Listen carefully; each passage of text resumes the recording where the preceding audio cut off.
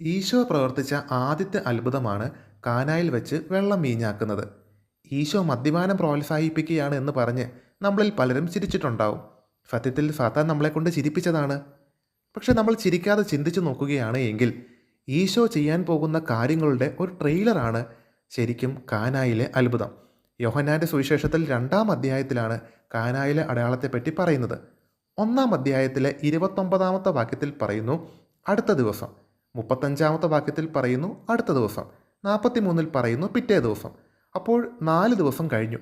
എന്നിട്ട് 2-ാം അധ്യായം 1-ാം വാക്യത്തിൽ ഇങ്ങനെ പറയുന്നു 3 ദിവസത്തിന് ശേഷം.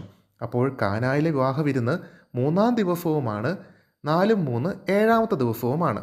സംഖ്യയുടെ പുസ്തകത്തിൽ ശുദ്ധീകരണവുമായി ബന്ധപ്പെട്ട് ഇങ്ങനെ പറയുന്നു 3-ാം ദിവസവും 7-ാം ദിവസവും ശുദ്ധീകരണ ജലം കൊണ്ട് അവൻ തന്നെ ശുദ്ധനാക്കണം, അപ്പോൾ അവൻ ശുദ്ധനാകും.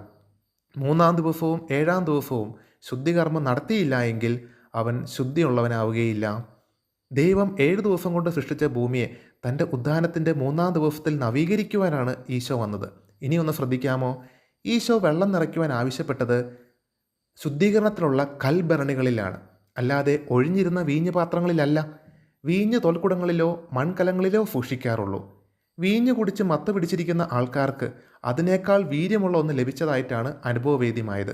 അപ്പോൾ ഈശോ നൽകിയത് ഉന്മാദം പിടിക്കുന്ന ലഹരിയല്ല, മറിച്ച് മനുഷ്യരെ ശുദ്ധിയാക്കുന്ന പരിശുദ്ധാത്മാവിൻ്റെ നിറവാണ്.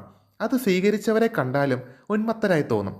അതാണ് പെന്തക്കൊസ്തയിൽ പരിശുദ്ധാത്മാവ് നിറഞ്ഞ ശിഷ്യന്മാരെ കണ്ടപ്പോൾ അവർക്ക് ലഹരി പിടിച്ചതായിരിക്കുമെന്ന് ആൾക്കാർ പറഞ്ഞത്. ഈശോ മിശിഹായ്ക്ക് സ്തുതിയായിരിക്കട്ടെ.